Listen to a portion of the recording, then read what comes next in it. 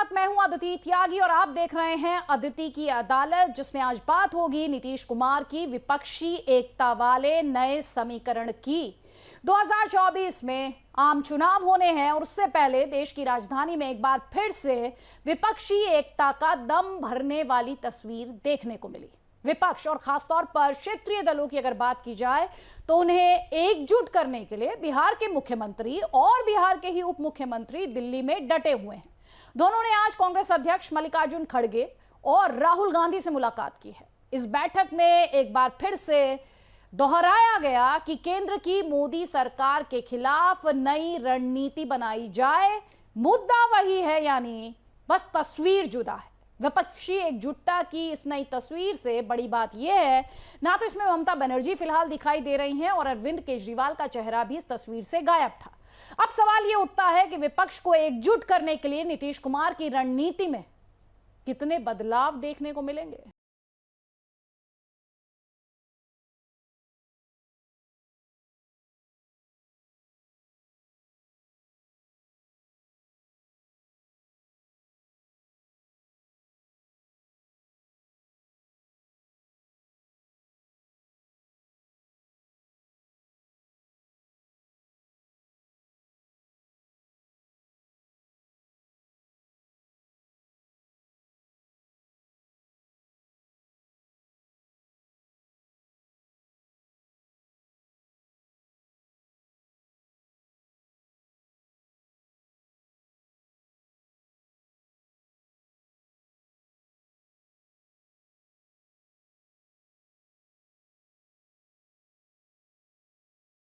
तो इन्होंने जानकारी दे ही दी है कि अधिक से अधिक पार्टियों को पूरे देश में एकजुट करने का प्रयास करें और उसके लिए हम लोग अपना कोशिश करेंगे। सब लोग एग्री करेंगे, वो सब लोग बैठेंगे और एक साथ हम लोग आगे का काम करेंगे।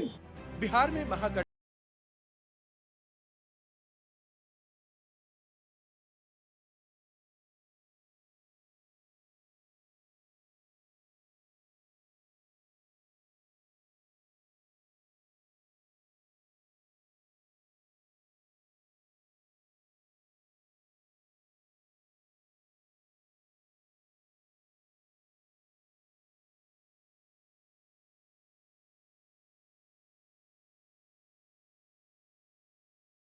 को एकजुट करना और एक होकर आगे जो चुनाव आएंगे उस चुनाव में एकजुट दिखाकर लड़ना।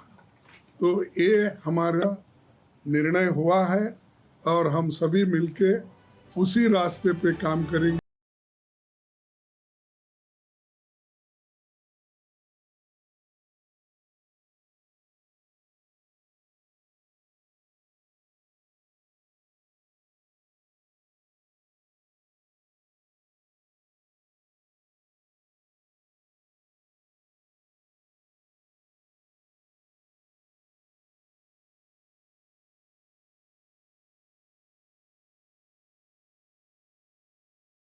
जितनी भी पार्टियां हमारे साथ चलेंगी उनको हम सबको एक साथ लेकर जो देश में आइडियोलॉजिकल लड़ाई चल रही है, विचारधारा की लड़ाई चल रही है, उसको लड़ेंगे। जो इंस्टीट्यूशंस पर आक्रमण हो रहा है, जो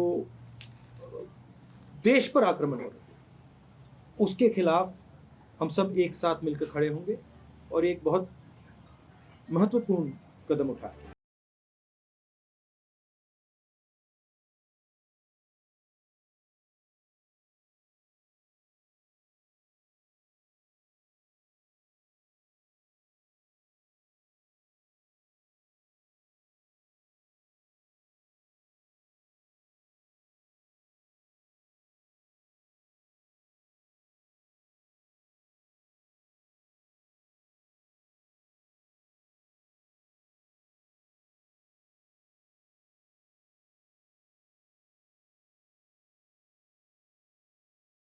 बंगाल से दूर दराज से आए हुए सभी लोगों को मेरा प्रणाम है। हाथ जोड़ करके आदाब सलाम करने का काम करता हूं और दिल से बधाई देता हूं कि आप लोग सब लोग एकजुट होकर के यहां जो उपस्थिति देने का जो काम किया है, इसके बाद मोदी जी का जो नींद है वो उड़ जाएगा। बीजेपी को भगाओ, देश को बचाओ।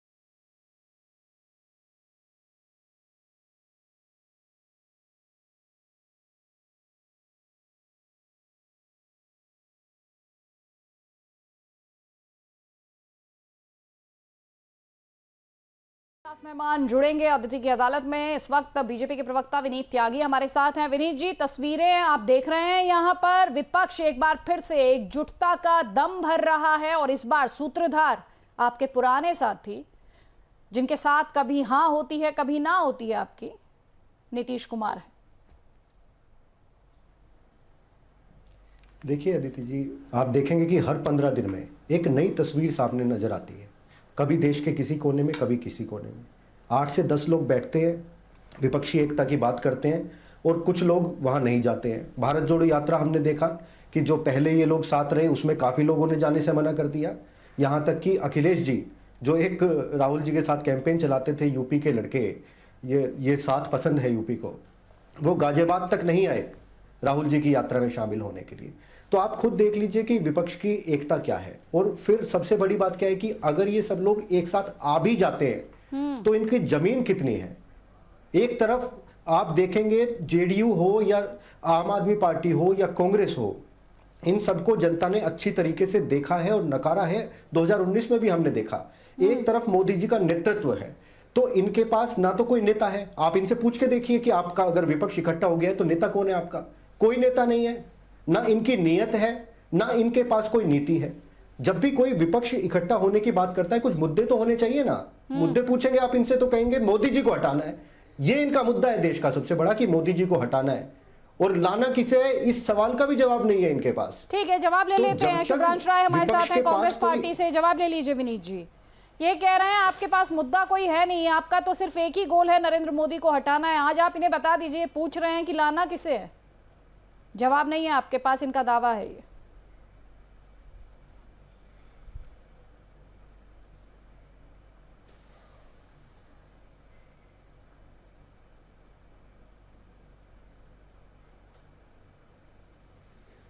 चलिए, उन तक आवाज नहीं पहुंच पा रही है, लेकिन विनीत जी कहीं ना कहीं आपको मिलकर चैलेंज तो दे रहे हैं, उससे तो आप इनकार नहीं कर सकते, और ये आपके लिए चिंता का सबब भी है। देखिए, चैलेंज बिल्कुल चैलेंज नहीं दे रहे हैं। आप इनको एक एक करके देखेंगे, इनके इकट्ठे होने का कारण क्या है। क्योंकि जब इनके भ्रष्टाचार पे प्रहार होना शुरू किया तो अपने स्वार्थ के लिए इन्होंने सोचा कि एक मोर्चा बनाया जाए और किसी तरीके से खुद की रक्षा की जाए। कल को एक दूसरे को गालियां देते थे। आप ये कहते हैं कि भ्रष्टाचार से बचने के लिए, भ्रष्टाचार के आरोपों के सही साबित होने से बचने के लिए एक साथ आए हैं। इनका आरोप यह है कि आपने केंद्रीय एजेंसियों का दुरुपयोग किया है अपने सामने झुकाने के लिए इन्हें। तो ये तो आरोप प्रत्यारोप है। बीजेपी की प्रेस कॉन्फ्रेंस हो रही है, केंद्रीय मंत्री अनुराग ठाकुर बोल रहे हैं, वहीं का रुख करते हैं।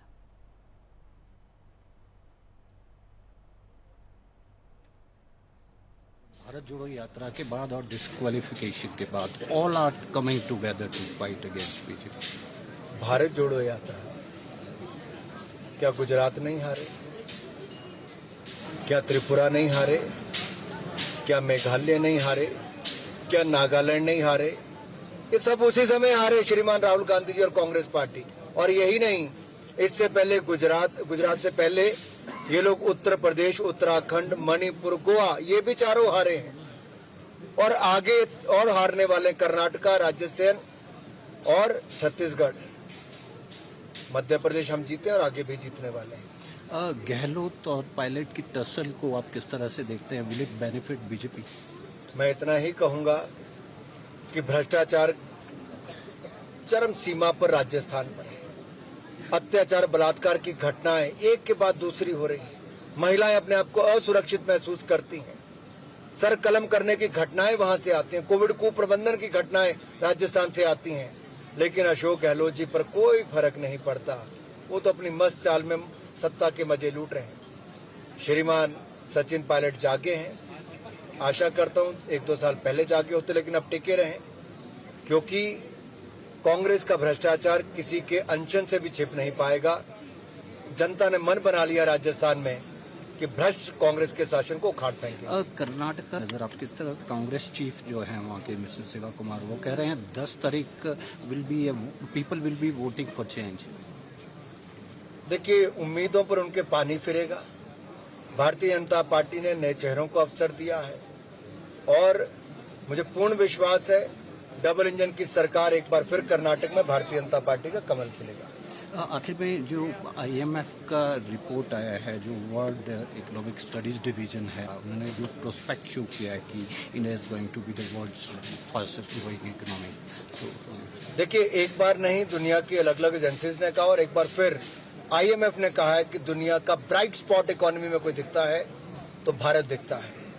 और ये सही मायने में पिछले साल भी भारत ने शानदार प्रदर्शन किया, भारत की अर्थव्यवस्था और सुदृढ़ हुई और इस साल भी दुनिया में सबसे तेजी से बढ़ने वाली अर्थव्यवस्था बड़ी इकोनॉमीज में भारत की होगी। तो मुझे पूर्ण विश्वास। तो केंद्रीय मंत्री अनुराग ठाकुर को आप यहां पर सुन रहे थे प्रेस के सवालों का जवाब देते हुए, और वो सीधे तौर पर कह रहे हैं कि आने वाले चुनाव में भी जीत बीजेपी की ही होगी, चाहे वो कर्नाटक का इलेक्शन हो या फिर राजस्थान में होने वाले इलेक्शन हो। साथ ही भारतीय इकोनॉमी जो है उसे लेकर जो प्रेडिक्शंस हैं वो काफ़ी पॉजिटिव है और ये भारत के बढ़ते हुए कद को दिखाता है।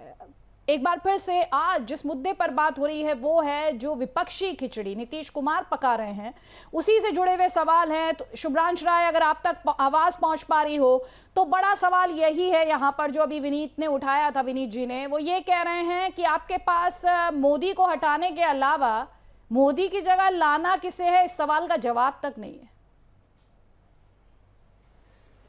अदिति जी बहुत बहुत धन्यवाद और नमस्कार। देखिए, 3 बातों का उत्तर मुझे लगता है कि क्रमशः देना चाहिए। सबसे पहला कि नकवी जी ने जो कहा है कि वेंटिलेटर पे है कांग्रेस, मुझे नहीं लगता कि अगर पैसों के बल पे जैसे उन्होंने मध्य प्रदेश में सरकार गिराई, कर्नाटक में सरकार चोरी करी और रातों रात जो महाराष्ट्र में उन्होंने पैसे के बल पे सरकार चोरी करी, अगर भारतीय जनता पार्टी के से इन 3 राज्यों को हटा दिया जाए तो उत्तर प्रदेश, उत्तराखंड, गुजरात, त्रिपुरा और हरियाणा की 5 राज्यों वाली 6 राज्यों वाली सरकार बन के रह जाएगी। तो दिखता है कितना बड़ा इनका जनाधार है, नंबर 1। नंबर 2, एक और आपने पूछा कि सत्ता के पक्ष में कौन कौन बैठा हुआ है। सबसे मजेदार बात जानती है क्या? विपक्ष की खिचड़ी नहीं पक रही है। जितनी भी पार्टियां भारतीय जनता पार्टी के साथ गई ना, सबके पीठ में भारतीय जनता पार्टी और नरेंद्र मोदी सरकार ने उनके पीठ में खंजर घोपा। सबसे पुरानी सहयोगी अकाली दल का खंजर घोपा, जेडीयू का खंजर घोपा, शिवसेना को खंजर घोपा, बिहार उत्तर प्रदेश के अंदर उन्होंने सुबसपा को खंजर घोपा, बिहार में तो वीआईपी की पूरी पार्टी को ही अपने अंदर मर्ज कराकर चले गए कि हमारे ही लोग थे जी, आपके टिकट पे चुनाव लड़ा था। तो ये भारतीय जनता पार्टी का चाल चरित्र और चेहरा है कि जो साथ में आएगा उसके पीठ में हम खंजर घोपेंगे।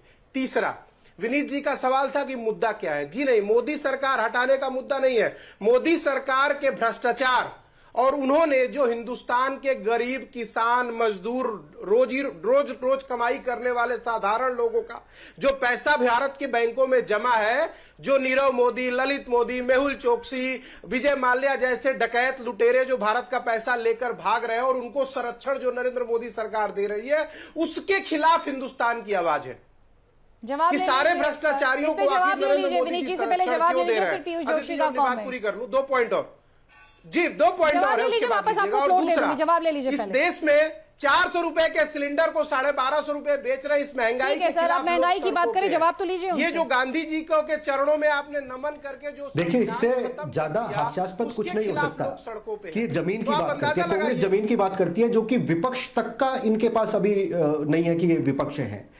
मैं 2014 से अब तक की बात करता हूं, 53 असेंबली इलेक्शन हुए हैं, 41 उनमें से कांग्रेस आ रही है और ये बात करते हैं जैसे कि पता नहीं इनके कितने राज्यों में सरकारें हैं, कितने ये चुनाव जीत रहे हैं। अभी आप पिछले साल की बात करेंगे, 7 विधानसभा चुनाव हुए, आपने कांग्रेस का हर्ष देखा है उसमें क्या हुआ?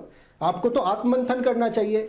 जो भारत की सबसे बड़ी पार्टी हुआ करती थी, आज वो एक फ्रिंज पार्टी बन के रह गई है। उसका एकमात्र काम ये रह गया है कि जब भी संसद चले तो कुछ ना कुछ हंगामा करके उसको संसद को रोकना है, अपने कुछ साथियों की मदद करने के लिए जो बाहर बैठे हैं, जो भारत को बढ़ते हुए नहीं देख जो पा रहे आपसे हैं। सवाल है उस उनका सवाल साथ का देने जवाब के आप नहीं दे रहे हैं। मैं यहाँ पर परिमल जी को लेकर आती हूँ, बिहार प्रदेश जेडीयू के महासचिव है। परिमल जी, यहाँ पर सवाल जो उठा रही है बीजेपी, वो ये कह रही है कि भ्रष्टाचार है, भ्रष्टाचार के आरोप हैं जो विपक्ष को एक साथ लाकर खड़ा करते हैं, और विपक्ष का मंत्र है भ्रष्टाचारी को बचाना है।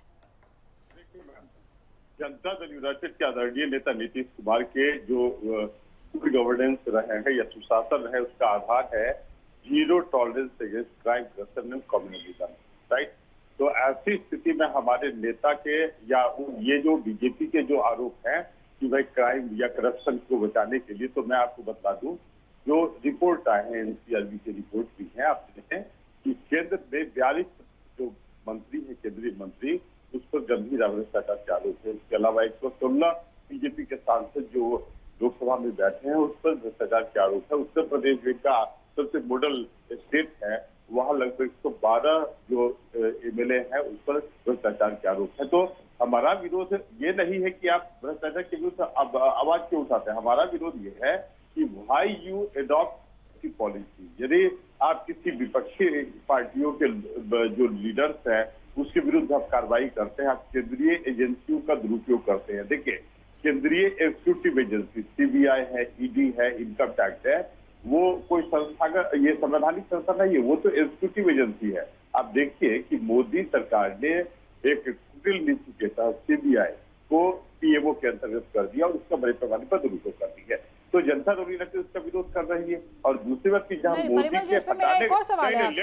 लेट मी कंप्लीट, जहां तक मोदी, देखिए कभी जनता दल यूनाइटेड व्यक्तिवादी राजनीति नहीं करती, वो नीति और विचारधारा की राजनीति करती है। और कहां से नीति और विचारधारा की राजनीति से जुड़ा ही मेरा आपसे सवाल था सर। नीति और विचारधारा की राजनीति से ही जुड़ा हुआ सवाल है, और नीति और विचारधारा की सवाल ये है कि इसी बीजेपी के साथ आप रहे हैं, मोदी सरकार के साथ आप रहे हैं ना। देखिए, निश्चित रूप से मैं रहा हूं, जनता दल यूनाइटेड उसकी सहभागी रही है, लेकिन बीजेपी, देखिए स्थिति आप देखिए, हम उन दोनों दिनों के साथी हैं बीजेपी के, जब अटल बिहारी वाजपेयी और ये अडवाणी जैसे लीडर थे जो निश्चित रूप से धर्मनिरपेक्ष शब्द के थे। और आप याद करें कि जब नरेंद्र मोदी गुजरात के मुख्यमंत्री थे और उस समय जो कांड हुए थे, जो गोधरा कांड आप जानते ही हैं, उस समय अटल बिहारी वाजपेयी, मैं वाजपेयी साहब या अडवाणी साहब की बात नहीं कर रही हूँ, मैं नरेंद्र मोदी की लीडरशिप में ही बीजेपी के साथ अलायंस की बात कर रही हूँ। Let me speak, right. उन्होंने कहा था कि राजधर्म का पालन करे, आज की सरकार राजधर्म का पालन नहीं करती। आज की सरकार जो है कम्युनलिस्टिक आइडियोलॉजी के आधार पर काम करती है। वो अरे वही मेरा आपसे सवाल है, इसी बीजेपी के साथ आपका बिहार में अलायंस था ना सर।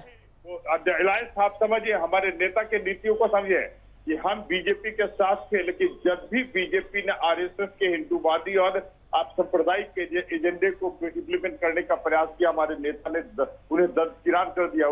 एक्चुअली बीजेपी प्रयास करती है यूसीसी लाने का, यूनिवर्सल सिविल कोड। इनका एकमात्र उद्देश्य था कि भाई माइनॉरिटी को हम प्रताड़ित करें। सर, यूसीसी बीजेपी का कोर एजेंडा रहा है।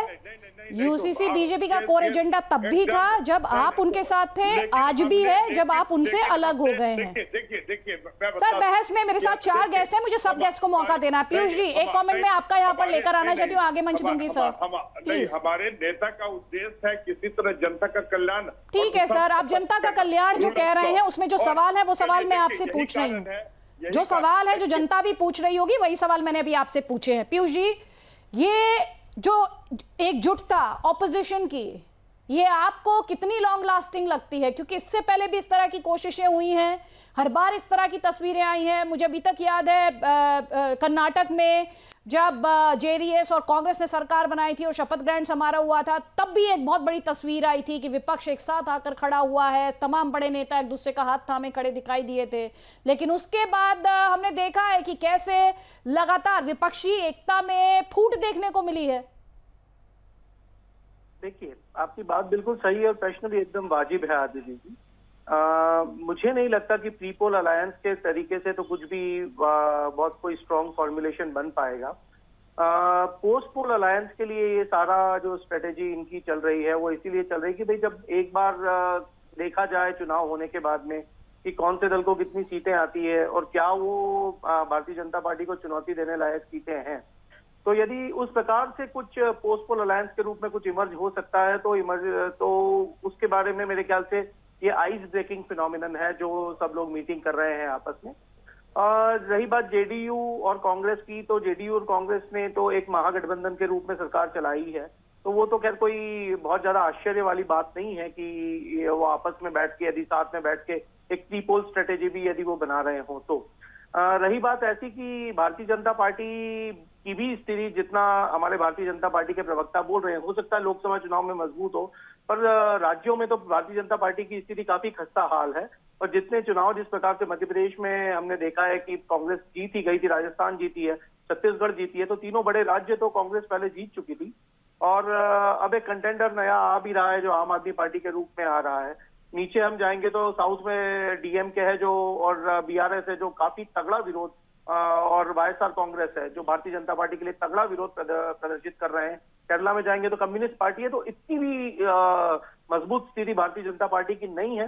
ये देखना बहुत आवश्यक है कि किस प्रकार से जो भारतीय जनता पार्टी की सरकार में जो क्रॉनी कैपिटलिज्म है वो, प्लस किस तरीके से भारतीय जनता पार्टी का जो पूरा कैपिटलिस्टिक एजेंडा है उसको विपक्ष कितनी मजबूती से ठीक है, जवाब ले लीजिए, बीजेपी से जवाब ले लीजिए। लेकिन मेरा सवाल आपसे जो था वो ये था कि विपक्षी एकजुटता क्या लॉन्ग लास्टिंग है, क्या ये एक साथ रह सकते हैं, ये देखते हुए कि हर पार्टी का नेता खुद को प्रधानमंत्री पद के दावेदार के तौर पर देखता है। ये प्रॉब्लम पहले भी देखी गई थी और पहले भी इस तरह की तस्वीरें आई। मुझे तो याद है ममता बनर्जी ने पूछा था यूपीए हूं, तो ये सवाल पहले भी रहे हैं। जवाब ले लीजिए विनीत जी से। विनीत जी ये कह रहे हैं बीजेपी की स्थिति राज्यों के लेवल पर बहुत अच्छी नहीं है, तो आपको भी बहुत खुश होने की जरूरत नहीं है। जी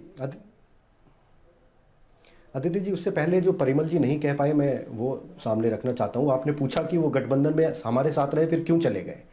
देखिए, नीतीश जी की जो महत्वाकांक्षा है उसके लिए उन्होंने बिहार के भविष्य को बेचने का काम कर दिया है। जो पूरी राजनीति जिसके विरुद्ध रही उनके साथ जाके खड़े हो गए केवल अपनी महत्वाकांक्षा के लिए, और उसी महत्वाकांक्षा के चलते वो अलग अलग प्रयास करके देख रहे हैं। कभी कांग्रेस से मिल रहे हैं, कभी किसी से मिल रहे हैं, लेकिन ऐसा कुछ सफल होने नहीं वाला है। जहां तक पीयूष जी ने बात की, पीयूष जी ने कहा कि हम राजस्थान हारे, छत्तीसगढ़ हारे, लेकिन उसी के बाद तो 2019 का लोकसभा चुनाव हुआ जिसमें हम पहले से भी ज्यादा प्रचंड बहुमत के साथ जीते। और आप पिछले साल जो 7 लोकसभा चुनाव हुए, विधानसभा चुनाव हुए, उसमें गुजरात में देखिए पहले से भी ज्यादा 27 साल के शासन के बाद भी पहले से ज्यादा बहुमत के साथ हम जीते। रिकॉर्ड हमने वहां पे तोड़ दिया। तो भाजपा की स्थिति इसलिए अच्छी है क्योंकि भाजपा ने देखिए हिमाचल की, जी आदित्य जी, लेकिन हिमाचल का एक इतिहास रहा है कि हर बार सत्ता बदलती है, लेकिन इस बार हिमाचल में आप देखेंगे कि पूरा वोट का परसेंटेज का जो अंतर है वो 1% भी नहीं है। सर, अब आप कहेंगे कि मार्जिन बहुत कम था, लेकिन हार होती है सर, लोकतंत्र में हार है, लोकतंत्र में हार है। शुभ्रांश राय आपको जवाब देना चाह रहे हैं, उनका जवाब ले लीजिए। जी अदिति जी, 2-3 बातें हैं। अभी आपके एक पॉइंट था नीति और चरित्र। अगर नरेंद्र मोदी जी ना लोकसभा के अंदर पीछे बैठ के देखेंगे तो 140 से ज्यादा सांसद वो है जो कांग्रेस पार्टी से थे, जो फिलहाल भाजपा में है। तो नीति और चरित्र की बात भारतीय जनता पार्टी न करे तो बेहतर। दूसरा, अभी भारतीय जनता पार्टी के मित्र ने कहा कि अभी हमने नागालैंड जीता, त्रिपुरा जीता, मणिपुर जीता। सर एगो उत्तर सुन तो लीजिए बात हमारा, सुनिए। उत्तर प्रदेश में को बात कहा जाता है थूक के चाटना। क्यों खुद को एक्सपोज? नागालैंड के मुख्यमंत्री के खिलाफ गृह मंत्री से लेकर प्रधानमंत्री तक सबने चुनाव होने से 24 घंटे पहले तक उनको जेल में डालने के लंबे चौड़े बयान दिए। आपको 2 सीट मिला और 2 मिनट के अंदर आप उनके सहयोगी बनकर उनके करप्शन वाली ट्रेन को आपने ज्वाइन कर लिया। एक दूसरा, त्रिपुरा में आप चुनाव जीते नहीं सर, आपके मुख्यमंत्री जो थे वहां शाह साहब 1000 वोट से कम के मार्जिन पे मुश्किल से जीते। जनता ने विरोध किया था, आपके पास मशीनरी थी इसलिए आप जीत गए। और तीसरी इंपॉर्टेंट बात, अभी देश ना 3-4 मुद्दों पे नरेंद्र मोदी जी से सवाल पूछ रहा है। 303 सांसद आपके पार्लियामेंट में होने के बावजूद भी आप अडानी के करप्शन को क्यों ढक रहे हैं? पहली बार 75 सालों में ऐसा हुआ कि सत्ता पक्ष ने सांसद को चलने नहीं दिया।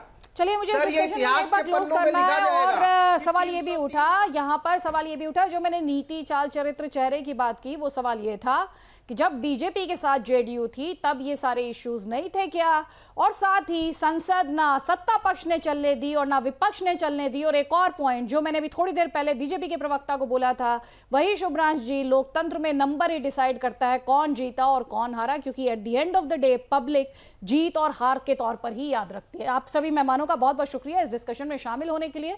अदिति की अदालत में फिलहाल इतना ही। आप रहिए भारत एक्सप्रेस के साथ।